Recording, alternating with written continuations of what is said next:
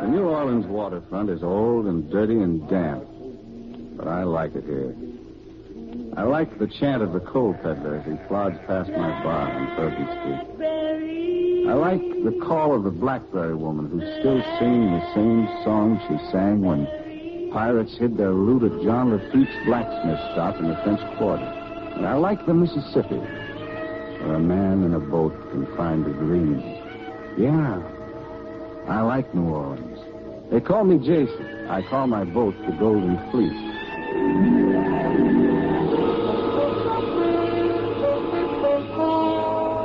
NBC presents transcribed Jason and the Golden Fleece, starring MacDonald Carey.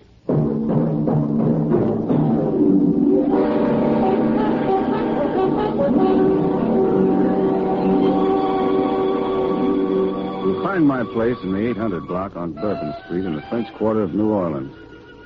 It isn't far from here to the place where they say the blues began. They weren't exactly born here. This is just the first place to admit it had them. And the confession turned out to be a song. I hear that song over and over again. I heard it a month ago in the wheelhouse of my 60-foot cabin cruiser from the tense lips of a lovely opera star who chartered the Golden Fleece to sail away from her loneliness. I heard it last week at a table near the bar in the fumbling words of a tired old man who was trying to rekindle the flames of a lost romance with the background music of my concertina. And I heard it again last Friday night from the nervous boy who looked like he was lost as he walked up to my bartender, Louis Dumont. Hello. Hello. Are you looking for somebody? Why, yes, No. What can I do for you? A drink. I'd like a drink. Huh? How old are you, son? Is that any of your business? We've got laws, mister. Don't worry, I'm 21. Well, then what will it be? You heard me. I said I wanted a drink. Okay, but what? Whiskey and... just whiskey. Oui, just whiskey. Jason? Yeah, Louis, I'll talk to him. Bartender, I'd like that drink tonight, if you don't mind. Oui, coming up. We'll be open a long time, son. What's the hurry? You keep out of this. Do you have a driver's license or any identification to show you're of age? What business is that of yours? My name is Jason. This is my place. The law says... I know what the law says. Here's my birth certificate. Well, happy birthday. 21 right in the nose. Louis, this one's on us. All right, Jason. Look, I don't need any favors from you. I can take care of myself. Think so? I think so. And I ought to give you a hit in the head for butting in. I don't think that would be smart. You don't, huh? No.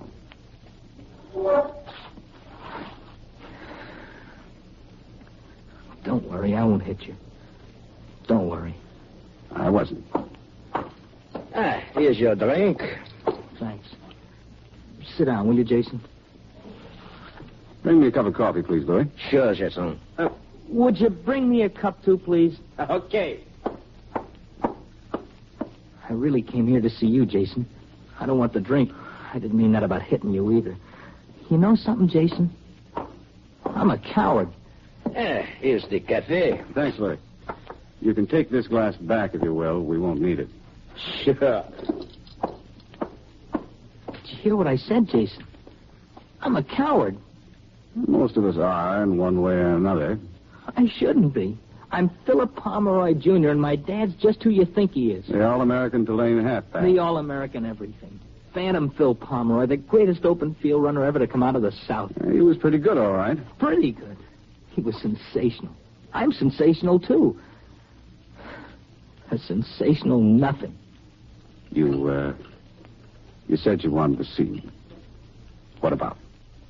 Your boat, Jason. I'd like to charter your boat for a little trip with my dad. Do some fishing out in the Gulf. Good. I always enjoy a pleasant fishing trip. Well, this one isn't going to be pleasant. In fact, I want you to arrange it so it won't be pleasant at all. I don't follow you. When we get out in the Gulf, well, Something's got to go wrong. Something's got to foul up with the boat so we're stranded. And you can't fix it. Neither can anybody else, because it'd be too dangerous. But I can, and I do. You do? That's right. I'll be a big hero. You mind giving me at least a rough idea of what this is all about? This is my 21st birthday, Jason. I want to show my father I'm a man. He looked up at me like a lonely puppy begging for a bone. So I had to throw it to him. Besides, a trip's a trip and money's money. I have to grab all I can to keep up the payments on a boat like the Fleece. But I was sorry I agreed to his plan the next morning when Louie and I went down to the canal and met Phil's dad. Philip Pomeroy Sr. was close to 50 now. He was still a college boy. He didn't have a raccoon coat, but he was still wearing his old Letterman sweater. Nice little tub you got here, Jason. Thanks. Toss me that line, Louie. Here's your phone. I got it. Anything I can do to help? No, we're in pretty good shape. Well, now, I'm pretty handy around a boat. Do a lot of fishing. Good for business. Get you off alone with an account so you can really talk turkey. Uh-huh. This trip will be a good thing for my boy, too. Make a man of him. I've always wanted him to do things like this, but he's always been too interested in books and stuff like that. I never cracked a book all through college. Some of us have to get everything the hard way. Oh, that's for the jerks. Personality's the thing, Jason. Got me through school, and it got me ahead in business, too. You're lucky. Oh, it wasn't luck. I planned it that way. You make a lot of contacts playing football. Good contacts. And I used them right. Take my wife, for example. You know who she was? No. Should I? Her old man was head of one of the biggest firms in New Orleans. So, she fell in love with me. And you know who's head of it now, don't you? I could guess. That's right. Phantom Phil Pomeroy. She fell for me like a ton of bricks.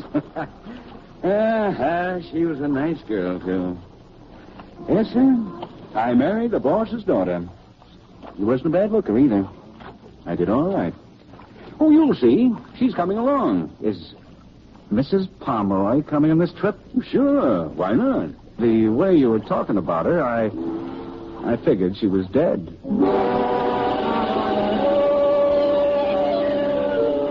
You get used to bragging if you go on many fishing trips or talk to many fishermen. Most of it's fun because it's kidding. Pomeroy's bragging wasn't like that. He gave you the feeling you had to believe every arrogant word he said. Back at my place, late the afternoon before we cast off, I met the third member of the great big happy family. I'm worried about this trip, Jason. Nothing to worry about, Mrs. Pomeroy. The Golden Fleece is never in better shape, and the weather report looks good. I don't mean the trip itself. I mean about what might happen to little Phil. He's a grown man, Mrs. Pomeroy. Oh, he's legally of age. He can vote, buy a drink, and get married without his parents' permission. You think that makes a grown man? I owe your husband an apology. I figured he was the one who had the boy convinced he couldn't take care of himself. And now you think it's my fault? You just told me how you felt. Facts are facts, Jason. I don't know whether it's my fault or his father's, but he can't. And I know that at least I've tried to help him grow in independence and self-confidence. How? By fighting his father's insistence that little Phil be a football star and all the nonsense that goes with it. Can an unescorted lady get a drink in this place? We don't stand much on ceremony. What's your pleasure? I think I'm just about at the double bourbon stage. All right. Can't live the kind of life I do without a little anesthetic. Just how bad a guy is he? Big Phil? He's not really bad. He's just no good. Maybe you should have found that out before you involved the son in this.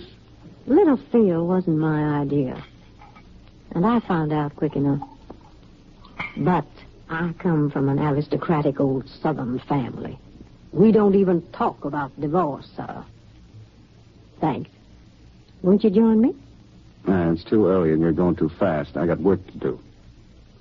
Must be wonderful to have something to do. Something real, I mean.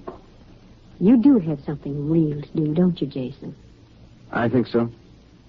I think the sea is real, and music, and people. A lot of things. Oh, wait till you get to know the Pomeroy. They'll convince you you're wrong about people. Do this again. You said you were worried about this trip and what might happen to your son. Do you feel like clearing me up on that? Oh, he's such a little idiot, Jason. He's planned things like this before to impress his dad. Hikes in the Rockies, hunting in South Africa. Anything to make his dad believe he's anything but what he is. What is he? Why, he's a sensitive little boy who likes to read and dream. Maybe he's a poet, maybe he's an artist, I don't know. But I do know what he isn't. When he tries to be what his dad thinks he should be, it's dangerous. What do you want me to do? Look out for him. Don't let him do anything crazy. He'd jump out into the Gulf into a school of sharks if he thought it would impress his dad. Can you do this again? That's enough, Mrs. Pomeroy. Enough? There's never quite enough. I heard a man say that in a speech once. The first one's one too many, and the last one's never quite enough.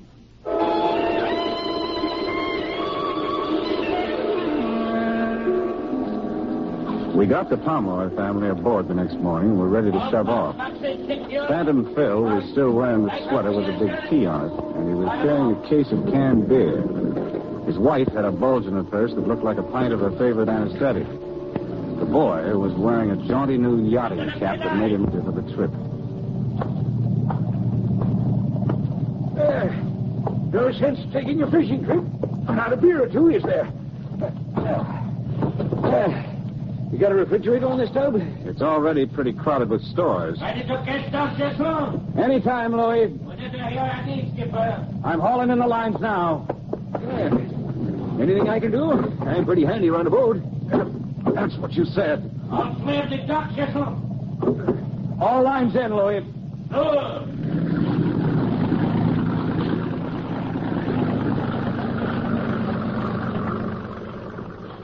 Can I see you a minute, Jason? Sure, son, sure. Just as soon as we get clear. Cecil, how about that boat dead ahead there? Give him a blast, and we'll leave her on our port hand. Right.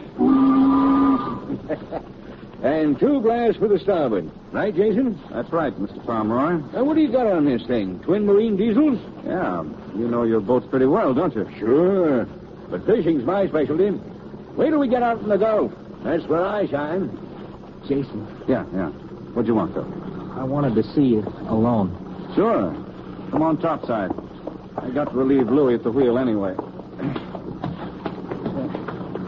That hero stuff is off, Jason. Oh? Why?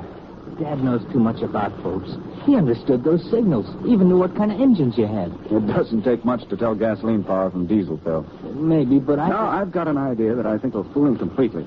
And I think I'll rather enjoy going through with it. We can't, Jason. No? No. Maybe you could fool Dad, but I couldn't fool Mother. I didn't know she was going to go along when I planned this. You don't think you could fool your mother, huh? Nobody can. Not even Dad. And I don't want to try.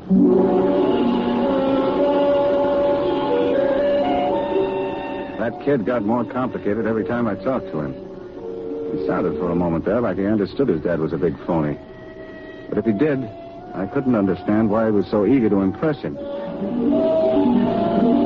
Once we hit the rolling Gulf water, the Golden Fleece came to like a fish that's been out in that bad air too long. You'd have thought she never wanted to see land again. And once you were rolling with her, you felt that way, too. Grace Pomeroy caught the mood early. I feel like I've really been taken out of this world. Did you have any help from the trip? I haven't had a drink since we left New Orleans. I was too sick the first night, and I've been too fascinated ever since. Never sailed before? Oh, we went to Europe, but that was on a big liner. Too much shuffleboard, too many cocktails, dancing, eating at the captain's table. It was like being in a floating hotel. Golden Fleece isn't exactly a hotel, is it? More like a cheap rooming house. It's nice. Real nice. Jason! One of your roomers wants something. What's the trouble, Pomeroy? That idea of yours about cooling the beer cans in the sea isn't much good. And I can't stand lukewarm beer. Bring a couple of cans up here, and I'll show you a trick I learned in the Navy. All right. The Come on, Sam. Bring a couple of those cans. If you don't mind, I think I'll leave. Stick around. You might learn something. I think you could teach me some things, all right, Jason. But not with him around. Maybe I'll come back for a lesson tonight. Mrs. Pomeroy, Yes? you're a respectable, married, aristocratic Southern lady. Remember? Yes, I remember. Yeah. Too bad, isn't it? Yeah? What's too bad? I was worried about your beer, darling. But I'm sure Jason will know some way to cool it. How are you, son? I'm okay, Mom. I think I'll get out of here. Well, how are you going to fix this beer, Jason? No sense taking a fishing trip without a beer or two. But I can't stand lukewarm beer. I told you I could cool it for you, Dad, if it's all right with Jason. Nonsense. What would a punk like you know about beer? What was your idea, Phil? Well, I learned in chemistry that carbon dioxide is cold. So if you'd let us spray these cans with one of your fire extinguishers, Dad would have his cold beer. That's just what I was going to suggest, Mr. Pomeroy. What do you know about that? The kid's learning something in college after all. Here. There you are, Phil. Go ahead. Give your theory a try. Thanks. Know how it works? Well, sure. You just turn the valve like this. Hey, that'll do it. Don't waste this stuff. It's good for fires, too. Yeah, I know. We had one in the prep school dormitory once, and I helped put it out. What's the matter? That's nothing to be ashamed of, Phil. That little caper cost me $2,000. The kid also helped start the fire. Phil turned white as his father began to laugh and left the deck house. When it started to turn dark over the Gulf, I switched on the green and red running lights and plowed through the night. The fishing hadn't been too good, and I was looking for better grounds. Grace Pomeroy came up to help. I don't take a hint very well, do I? No, you don't. You wouldn't be encroaching on anybody else's territory, Jason. He hasn't meant anything to me for more than 20 years. And I'm sure I never meant anything to him, except a chance to get ahead. That's a nice rationalization. Sorry, I can't buy it. So you're a Southern gentleman. No. Just careful. It wouldn't hurt anyone. How about your son? Who's hurting him more, me or his father? I don't know. Jason, I've done everything but grab you in the arms. You don't take a hint very well either. No, I don't, Mrs. Palmer. You want me to take the wheel, Skipper? Yeah, thanks, Louis. Jason, Mr. Pomeroy is coming topside to talk to you. Louis a handy man to have around, isn't he? He's a good sailor. Yes. Say, Jason, I know where I'd like to go. Up along the west coast of Florida, right in by the reef. I'd like to take a whirl at those bonefish. That's dangerous business, Pomeroy, and the fish aren't worth it.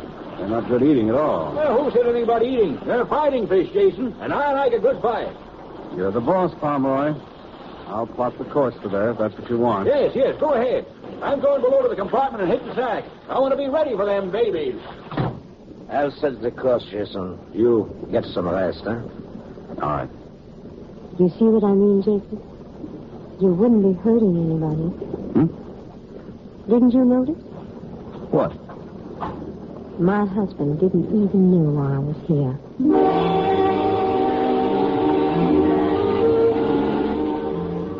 Fishing is tricky along the Florida coast.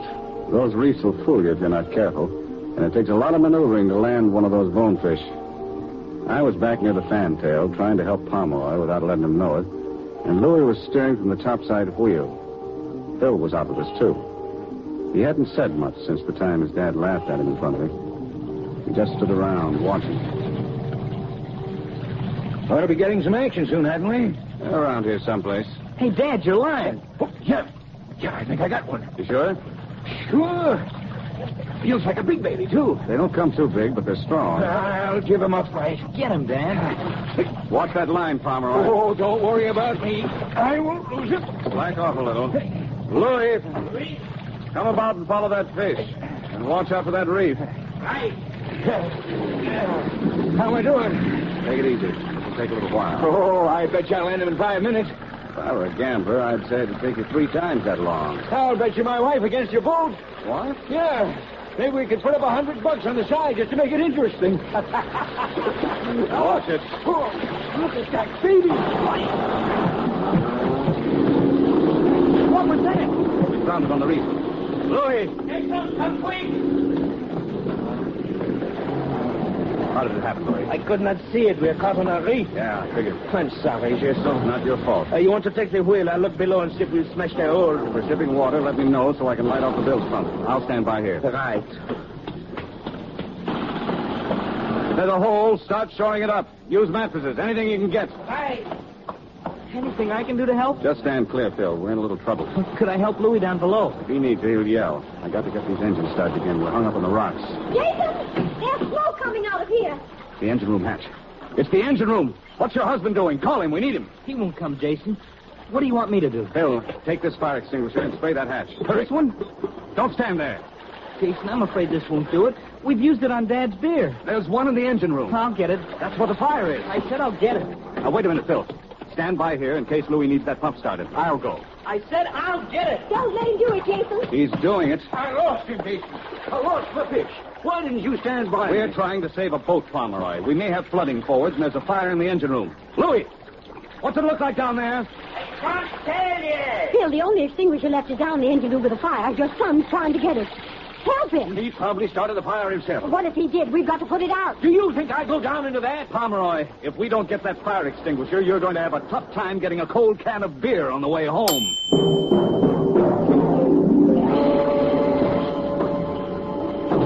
The engine room hatch was jammed, and the smoke coming out had traces of flames in it, but Phil kept trying. He was kicking it, but it was giving up. I knew that by the time he had it open, the hole would be a furnace. Pomeroy didn't seem impressed. How do we get out of this? There's life preservers in the dinghy, but we've still got a chance to save the Fleece. Look, Jason, you're responsible for our lives. The devil with your boat. I'll take every precaution. We're lucky, Jason. No hole, no water. Good. Stand by here while I help the boy. He's got it open and he's going in. Careful, Phil. Where is it, Jason? I'm coming in. I'll show you. You stay out before you can pull the speed in here. I got it. Give it to me. I can handle it. Stay up there. See if you can get the boat loose. No, not on top of the flames, Phil. Hit the bottom. Right. That's the way, boy. That's the way. All right. All right. I'll take it. Climb on out. I can't, Jason. I can't. Hold on to me. That ought to do it. Is it out, Jason? Yeah. Boy, that was close. Is my boy all right, Jason? Yeah. He's all right. Phil, I thought you told me you were a coward. I am, Jason. I was scared to death. Being scared doesn't make you a coward. Everybody's scared. It's what you do when you're scared that counts. I wanted to run. Why didn't you? I couldn't, I guess. You didn't have to come down here. Yes, I did, Jason. It was my fault. I started the fire.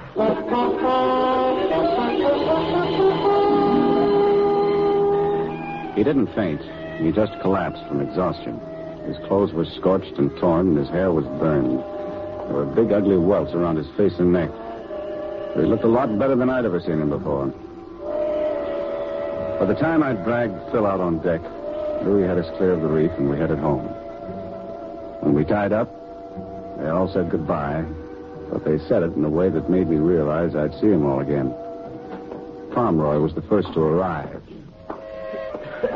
I was wondering about that fire. Did it damage your boat much? It'll be all right. I know the boy wanted to pay for the trip, but I'd like to offer a little something extra because of that fire. I'm getting used to it. Paying off for Phil, you mean? I'd rather not talk about it. How much did it come to? Put your checkbook away, Pomeroy. I carry insurance. Anyway, I don't think Phil started that fire. I've known that kid longer than you have. I know how he is. Think so? He's my son, isn't he? I said he didn't start the fire. And he didn't start the one in the prep school dormitory either. Oh, then who did? You did? Now, wait a minute. You didn't have the idea or light the match, but you started the fire, Pomeroy. What are you talking about? I was miles away. You've never been very far away from that boy. Every time he looks over his shoulder, he sees you.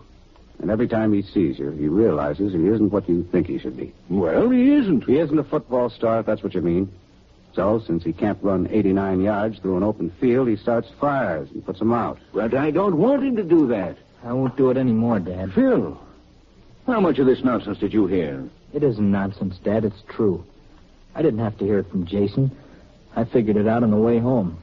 Now that I understand, well, it won't happen again. Well, maybe you understand it, but I don't. I think it's a lot of crackpot nonsense. Well, you think a lot of things are crackpot nonsense, Dad, and that doesn't make it so. Well, you've never talked like this to me before. You've got to get used to me talking differently. I'm a man now, Dad. Maybe not the kind of a man you wanted me to be, but I'm a man. My kind of man. And that's the kind I'm going to be from here on in. Are you trying to say I haven't been a good father? I'm saying a boy needs somebody to love and somebody to love him, no matter what he is, no matter what he does. Yeah. I guess you're right. A man needs that, too. Let's go home, Dad. Yeah. Let's go home. Goodbye, Jason. Goodbye. Thanks, Jason. Turned out to be a pretty good trip. Thanks. Don't thank me, kid. I didn't do anything for you. There's one more thing you could do. What's that? Mother's outside. You better not keep her waiting. She's not waiting for us. She's waiting to see you. What gives you that idea? I'm no kid, Jason. Help her if you can, will you? You're the only one who could help her, Phil. How? Take her home to your dad.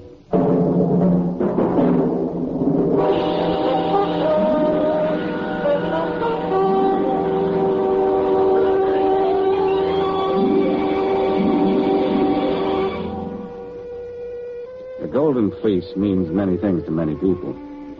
To some, like Pomeroy, it's the struggle for wealth and power.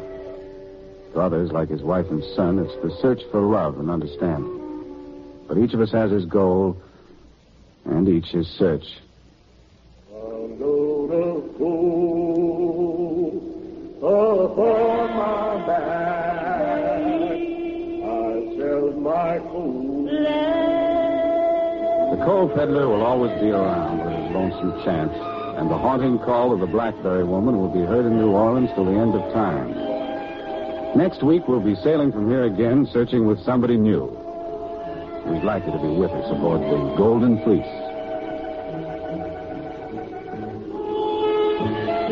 Jason and the Golden Fleece, starring MacDonald Carey with Bill Conrad as Louis Dumas, is written by Cleve Herman and Herb Ellis and directed by Art Jacobson. Original music is composed and conducted by Frank Worth. Also heard tonight were Jeanette Nolan as Grace, Bill Johnstone as Pomeroy, and Gil Stratton Jr. as Phil. This is NBC, the National Broadcasting Company.